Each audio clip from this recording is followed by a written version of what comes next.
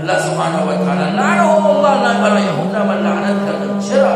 چون امر نبی خودشان را زیر پا کردن، کتاب الله را تحریف کردن و با رسول الله صلی الله علیه و سلم ستیز کردن. ما مسلمان هستیم، ما چیکار کردیم؟ امر الله را انجام دادیم یا ندادیم؟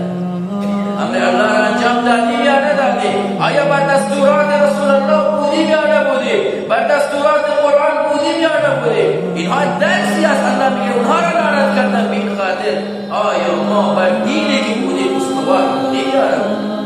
اگر بر دین الله جل جلاله استوار بودیم پس منتظر مژده الله سبحانه و تعالی باشیم که میفرماید ان الذين قالوا ربنا الله، همانا کسانی که ایمان آوردند گفتند رب ما الله است. ان الذين قالوا ربنا الله ثم استقاموا تتنزل عليهم الملائكة ألا تخافوا ولا تحزنوا وأبشروا بالجنة التي كنتم توعدون.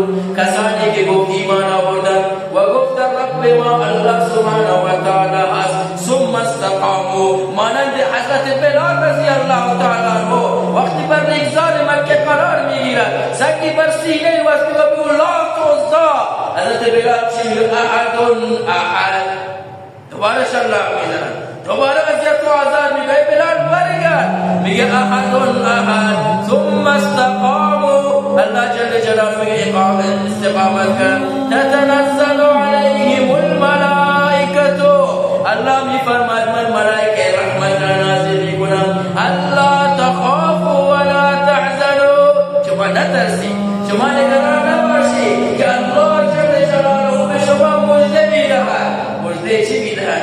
جنات عدن تجری، در آیه جنات عدن تجری من تحتها الانهار، باقایی که الله سبحانه و تعالی بدر نهرهای من قرار دادم برای انسانهای مسلمان، نهرها و جوارهای قرار دادم و این انسانهای مسلمان با لذت کمال لذت و آسایش در اونجا برای همیشه زندگی میکنن.